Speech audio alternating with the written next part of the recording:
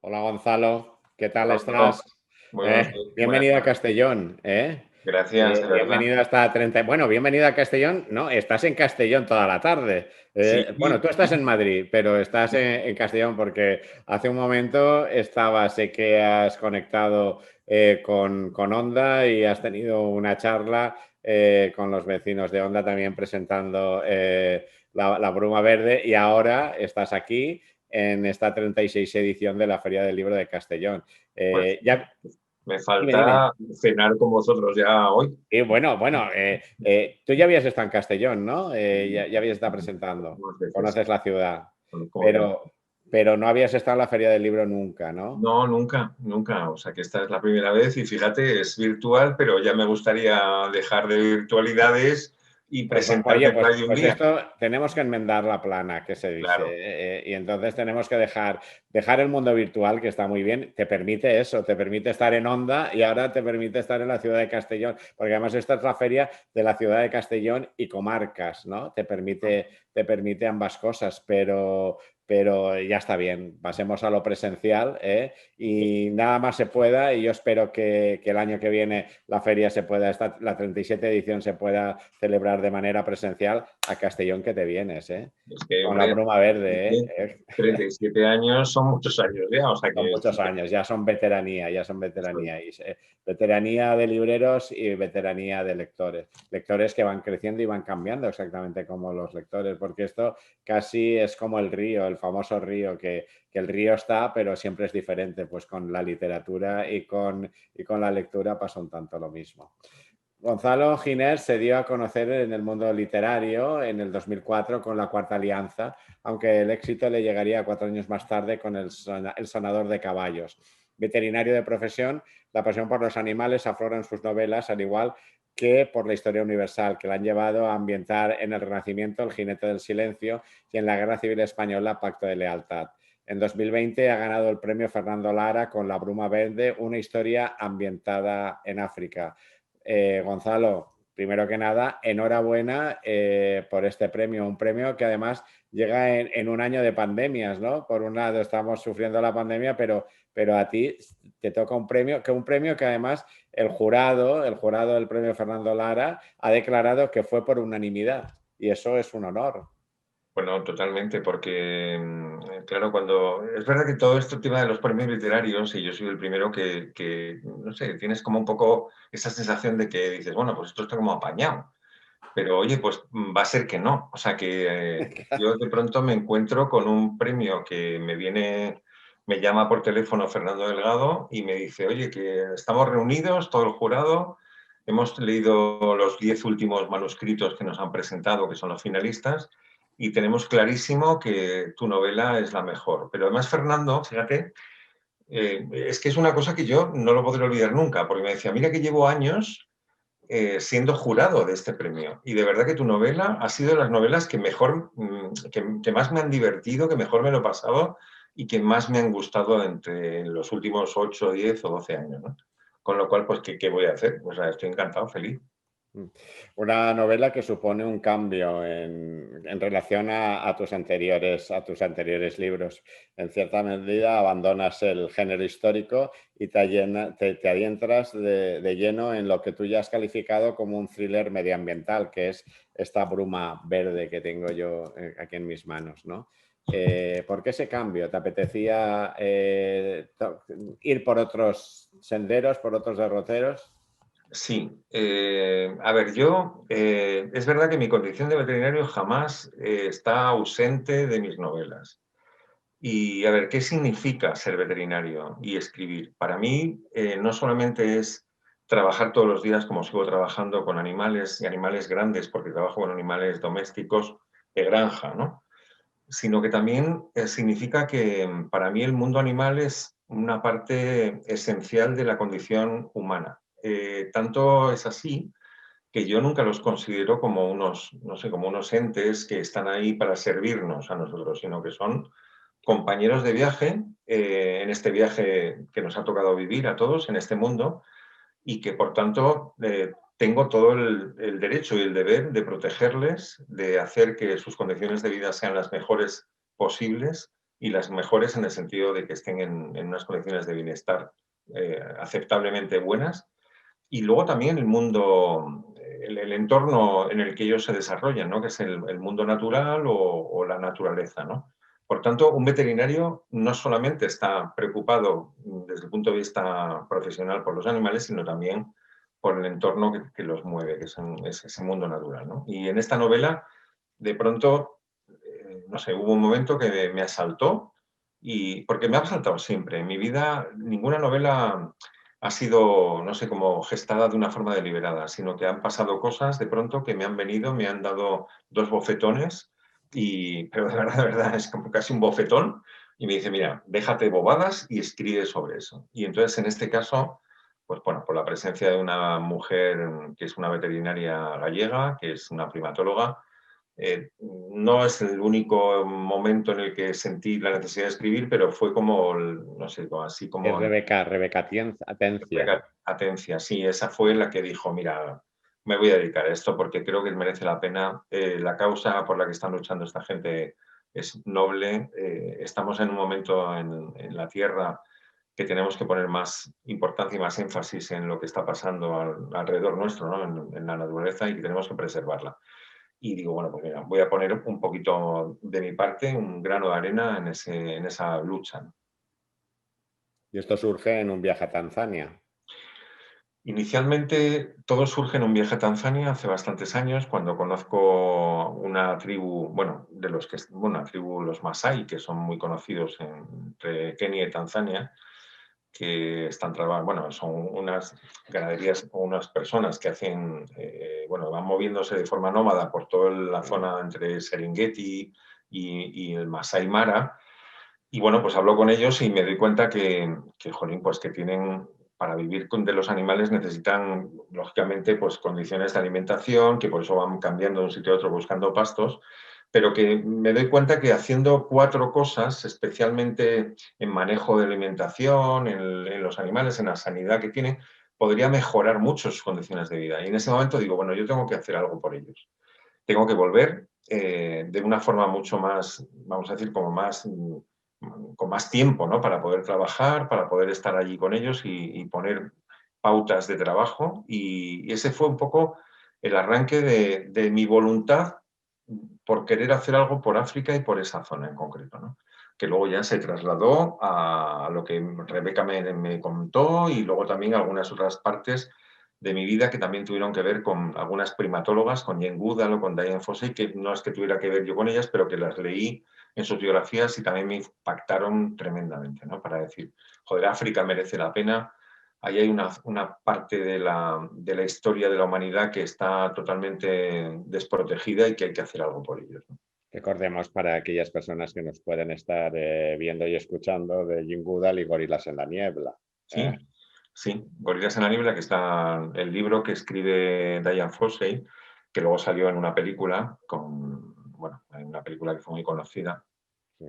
pero que al final estas son las típicas reacciones de mujeres, en este caso mujeres que de una forma pasional dejan su vida, sus pasados, su familia, todo, lo dejan atrás para algo tan, a ver, desde un punto de vista incluso desde fuera, tan sorprendente como decir, bueno, me voy a poner en la selva, en una selva completamente en el fin del mundo, para ver qué hace un gorila, cómo se comporta, cómo se relacionan, cuáles son sus comportamientos de forma natural, qué tienen, o sea, cómo cuidan a sus crías, qué hace una abuela de un gorila con una cría y qué hace con un macho, con una hembra. Bueno, cuáles son todas sus relaciones sociales entre ellos, ¿no?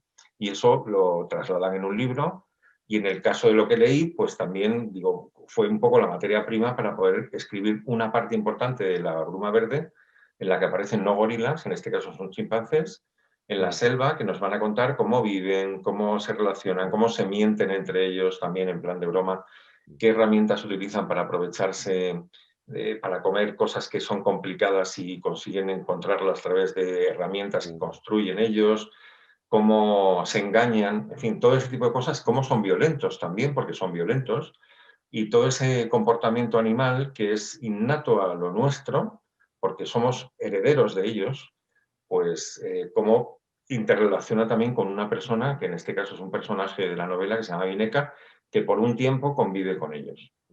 Además, hemos hablado que todo se inicia en un viaje a Tanzania, pero tú has cambiado la localización en la novela y te has ido al Congo. Sí, ¿Por qué el y me fui Congo al en Congo. concreto? Sí, me fui al Congo porque, bueno, las relaciones que tengo a nivel profesional con veterinarias y veterinarios que están trabajando en el Congo, pues me abrieron la posibilidad de entender qué están haciendo, dónde lo están haciendo, cómo lo están haciendo. Y bueno, y es verdad que en el Congo, bueno, el Congo es el gran país desde el punto de vista de tamaño para, no sé, adentrarse en qué está ocurriendo no solamente con los primates, sino que está ocurriendo con la propia selva. También está pasando en otros países, pero el Congo es el gran país de África que está sufriendo en primera persona todo este proceso de deforestación, de trato ilegal de especies, de esclavización de niños pequeños para trabajar en minas. O sea, todo este tipo de conceptos en otros países se pueden estar dando, pero fundamentalmente se da en el Congo. Y el Congo fue como decir, bueno, ahí me quedo ahí, en el Y ahí Congo. te quedaste. Y de pronto aparecen, las has nombrado antes, aparece Beneca, aparece Lola Freixido, aparece Maxim. Una novela de mujeres. Sí, son mujeres las tres protagonistas. Fundamentalmente, desde el principio de la novela hay como dos grandes tramas que tienen que ver con mujeres. La primera trama es Mineca, que es una congoleña jovencita, hija de la selva, en una aldea pequeñita del Congo, perdida dentro de la selva, que ella, pues, en un momento determinado descubre, muy al principio de la novela, que algo está pasando en su mundo. Alguien ha entrado en su terreno, lo está destrozando, ha matado a todos sus convecinos y tal, y ella, pues bueno, pues de pronto se encuentra que se queda sin referencias. Y entre medias acaba cayendo como respuesta, según dice ella, en su interpretación, que la selva la protege y la protege a través de un clan de chimpancés que la cogen y la hijan y se la llevan a la selva para estar con ellos viviendo durante un tiempo. Esa es una trama. La segunda trama que corre en paralelo es dos amigas muy amigas, pero tan amigas que son capaces de dejar todo por la amistad. Una es una cooperante española que está trabajando en el Congo y que de pronto desaparece. Se llama Beatriz. Está trabajando en una ONG que podría ser un poco como, pues no sé, como Greenpeace o de este estilo, ¿no? Y la amiga, que es una directiva de una compañía telefónica, una gran empresaria y que ha trabajado toda su vida muchísimo para conseguir ser lo que es, que de pronto, pues bueno, le cuentan que su gran amiga ha desaparecido y deja todo, abandona su empresa y además es que lo hace directamente, nos olvida toda su historia anterior porque lo que quiere es ayudarla e intentar recuperarla y protegerla, ¿no? Y ahí es donde arrancan las dos tramas de la novela que luego se irán cruzando más adelante y no cuento mucho más, pero que son mujeres. Y son mujeres porque en África lo que van a trabajar ellas, ¿no? Que tiene que ver con la protección del medio ambiente, con los primates, con los chimpancés, eso tiene nombre de mujer. Como he comentado antes, tanto Jane Goodall, Diane Fossey, Rebeca Tencia, que es una española, Sí, pero es que si nos Tonia. vamos a un centro que hay en el Congo que está dirigido por otra española que se llama Itzaso Vélez de Burgo, también es española. Carmen estaba antes con ella, también era española. Hay muchísimas mujeres y muchísimas españolas, además, trabajando como primatólogas en medio de la selva. Y yo creo que ya es que solamente con eso merece la pena tenerlas en cuenta, contar no sus vidas, porque no cuento sus vidas, pero sí contar vidas paralelas para que la gente se dé cuenta de la maravilla de tener compañeras y compatriotas haciendo y dejándose la vida en ello. ¿Cómo llegaron estos personajes a ti? Cómo te llegaron? Porque siempre son, bueno, son personajes de ficción, pero muchas veces se corresponden, tienen un alter ego en la vida real. ¿Cómo te llegaron a ti? ¿O fueron ya concebidas de ficción desde un primer momento? No, cada uno, mira, yo lo que sí es verdad que Vineca, que es el personaje principal de la novela y es la que tiene, yo diría, como es el eje vertebral de toda la trama, no existe nada en mí anterior que pueda decir, bueno, pues me acuerdo de haber leído algo o tengo una referencia que pueda tener algo que ver con Vineca. No, no. O sea, Vineca nace en esta novela de forma, no sé cómo, pues porque pensé que tenía que ser una chica joven, pequeñita, que vive en la selva y la creé. No hay ningún antecedente que encuentre en nada parecido, ¿no? Pero sí que es verdad que el resto de los personajes, pues muchos sí que son. O sea, pues por ejemplo aparece un cooperante que se llama Colin, y ese Colin yo le pongo nombre, porque yo tengo un amigo que es cooperante, que no se llama Colin, ni es inglés, ni está haciendo lo que está haciendo Colin en la novela, pero que sí que le conozco. Y hay médicos también, Keita, que es un médico que trabaja en la novela, bueno, aparece como un médico que está cooperando con Médicos Sin Fronteras, que tiene que ver con dos médicos que conozco españoles que hacen cooperación internacional y que no se llaman Keita, pero que sus motivaciones, su sensibilidad, el hecho de que están haciendo un gran esfuerzo, ¿no?, a nivel personal por dar algo a los demás, pues me parece que, bueno, que no solamente queda en ellos, sino que he intentado trasladarlo a los personajes para que la gente sepa que, joder, que tenemos un gran ejército de gente buenísima que está haciendo cosas muy grandes por sumando, pues para intentar mejorar la vida de todos, no solo la suya. Claro.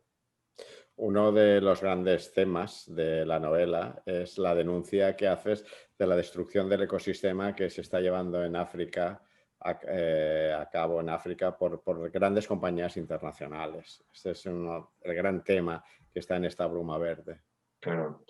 Claro, es que no somos conscientes de lo que está pasando y esto es un canto a hacer un poco de reflexión y por lo menos también quizá los lectores que les apetezca luego buscar en Internet, ahora que es tan fácil, ¿no?, que busquen en Google y pongan datos sobre deforestación o empresas que compran el Congo o África en general y se asustarán, porque es verdad que esto no me lo estoy inventando. Hay una fiebre por intentar hacerse con un trozo grande de África, pensando seguramente en el futuro, a 10, 15, 20 o 30 años vista, o 50, ¿eh? O sea, con una visión muy a largo plazo para tener un granero en una zona que es muy fértil, en teoría, pues una capacidad productiva brutal, y bueno, y tener ahí una fábrica de granos, de maíz, de soja, de aceite de palma o de lo que quieras. Es decir, que es una zona que realmente es muy fértil. Entonces, bueno, pues ahí hay un montón de intereses internacionales que están entrando ahí y no lo sabemos. Están como la chita callando y están comprando África, están deforestando un montón de miles de hectáreas de selva y están cambiándolo pues, por cultivos intensivos de otras cosas. Yo lo único que digo, fíjate además, Manolo, que yo trabajo en alimentación animal. La alimentación animal es mi especialidad. Y nosotros trabajamos con ingredientes como, por ejemplo, el aceite de palma o la soja. Pero yo lo que llevo una temporada larguísima haciendo es intentando que mis propios clientes, a los que yo asesoro, compren aceite de soja, soja o aceite de palma de empresas que tienen certificados de sostenibilidad, que están haciendo bien las cosas. Si no, es que yo no critico que se produzca soja ni se hagan cultivos intensivos, solamente critico que se estén haciendo las cosas con cabeza, que se hagan bien. Y eso, bueno, yo lo hago desde mi punto de vista en mi faceta de trabajo, pero eso pues, puede ser también extendible a todo el consumidor, que puede también tomar una decisión de comprar, pues yo qué sé, si eres un vegano, pues compra un producto que tenga soja, pero mira que la soja que está contenida en ese Claro. ingrediente provenga de una empresa seria, ¿no?, que está haciendo las cosas bien. Nada más. No critico el uso de soja, critico quién está utilizando y de dónde viene eso. Nada más.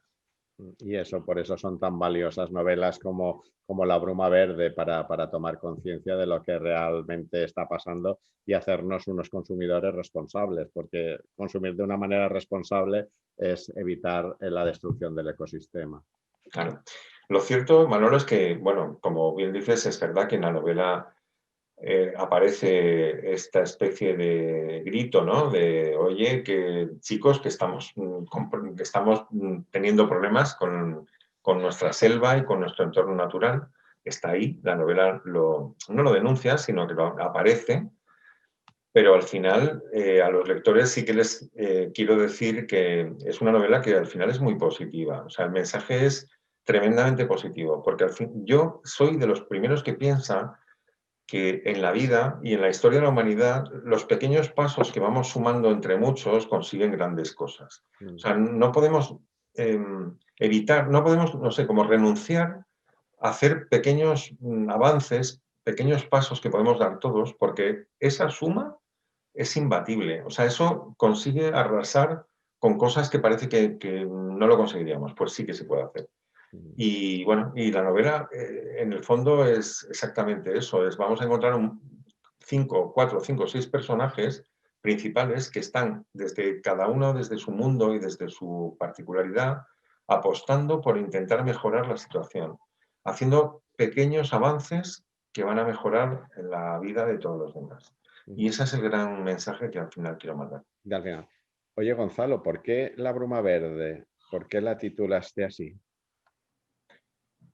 Bueno, a ver, yo me costó un poquito al principio elegir un título porque no sé, es complicado, porque esta novela tiene muchos tramas, es una aventura, es un thriller, es una historia de amor, hay momentos en que la acción te sobrepasa porque pasan mil cosas a la vez. Y, bueno, me costó, pero sí que es verdad que cuando estaba ambientándome, porque uno para escribir necesita también visionar, ¿no?, lo que estás haciendo y dónde estás moviéndote, pues estuve viendo unos vídeos del Congo, del río Congo, y de pronto apareció uno con una cascada enorme, que claro, a la hora de la parte baja, digamos, de la cascada, esa cantidad de agua que produce una especie de bruma alrededor de la cascada, en contacto con toda la selva alrededor, se convertía en un color verde. Y entonces, cuando yo subí, vi eso, dije, ojo, es como una bruma verde. O sea, me salió esa palabra, ¿eh? Esto es la bruma verde. Y entonces, en ese momento dije, ya tengo el título de la novela. Porque la bruma verde para mí es algo mucho más importante que una frase bonita, sino que es la evocación de un escenario importantísimo en esta novela, que es el Congo. O sea, esta novela no tiene ningún sentido si no se mueve en el Congo en concreto. Y en el Congo hay un río brutalmente grande, maravilloso, un escenario espectacularmente bello, y eso, no sé, de alguna manera lo he querido transformar en dos palabras, que es eso, en tres palabras, que es la bruma verde.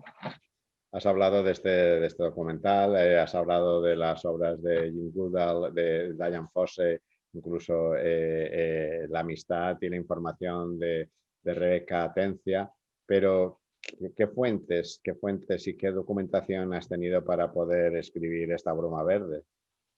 Bueno, aparte Además, de... irte a un mundo que no es tu mundo cotidiano. Ya.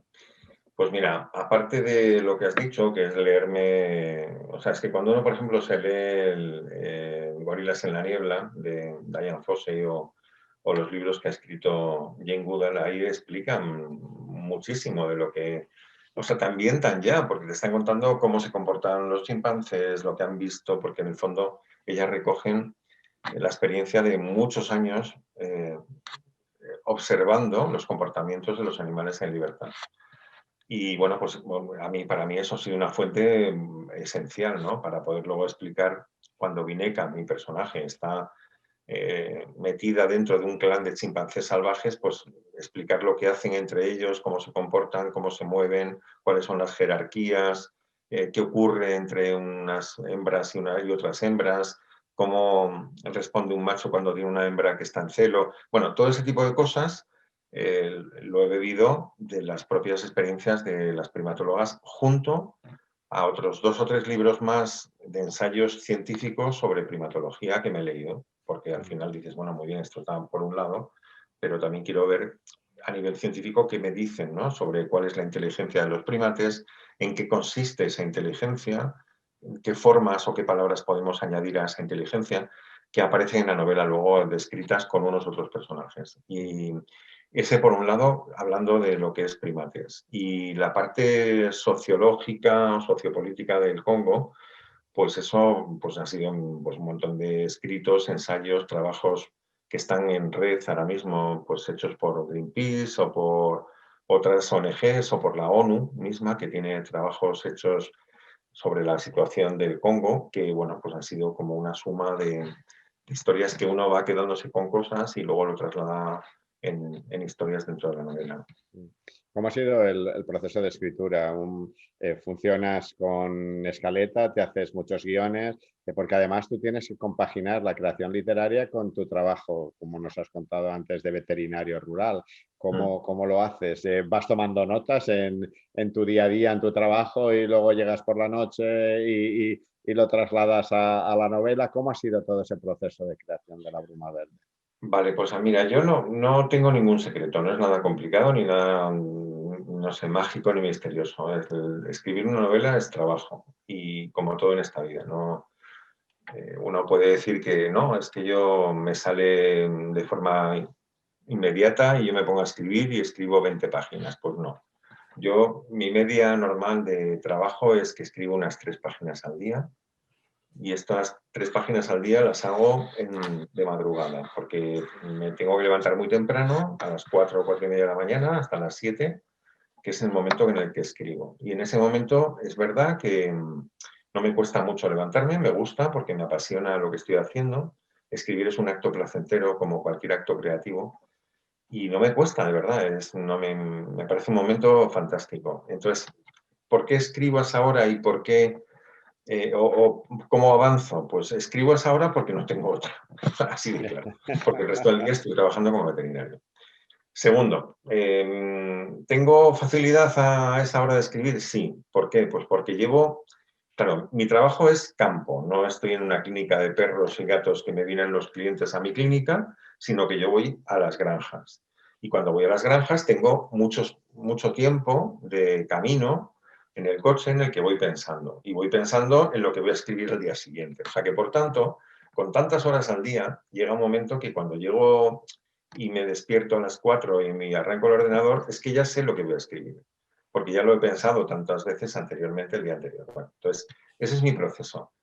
No sé si es mejor o peor, eso me lleva muchos meses porque yo no soy un escritor que me quede perfecto a la primera, es así, no soy humilde y porque al final meto la pata 1000 veces y me toca corregir 8000 veces todo lo que escribo. Y por tanto, una novela como es esta, que tiene 500 y pico, casi 600 páginas, pues me lleva un trabajo de unos 15, 16, 17 meses más o menos. O sea, un año y medio, pues bueno.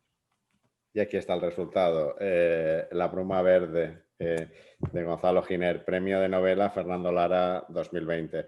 Gonzalo, ha sido un placer hablar contigo, haber presentado de manera virtual esta Bruma Verde aquí en la 36 edición de la Feria del Libro de Castellón, y desearte mucho éxito y sobre todo que nos vemos en Castellón en la próxima edición, cuando sea posible realizar la feria de una manera presencial. De momento nos quedamos leyendo La Bruma Verde, nos quedamos con Vineca, con Lola Freixido, con el Congo, con esa concienciación ante la destrucción del ecosistema para evitar esa destrucción del ecosistema que se está llevando en África, y muchas cosas más. Un placer haber hablado contigo y larga vida a La Bruma Verde. Muchas gracias, Manolo. Larga vida y larga vida también a la Feria del Libro de Bueno, Castellón. hombre, eso por supuesto, eso hemos dicho que es como el río, ¿eh? Es como el río, que siempre el agua es diferente, pero el río está ahí. Pues lo mismo pasa con la literatura y con la Feria del Libro y con los lectores. Muy bien. Y con los escritores, ¿eh? Sí, también, pues ojalá en También. ese río que es la Feria del Libro de Castellón en algún momento hoy aparezca en un recodo y podamos conocernos no solamente físicamente, sino también con los lectores, poder hablar con ellos y charlar sobre Castellón, sobre el Congo y sobre lo que surja en ese momento. Lo dicho, La Bruma Verde, Gonzalo Giner, un placer. Gracias.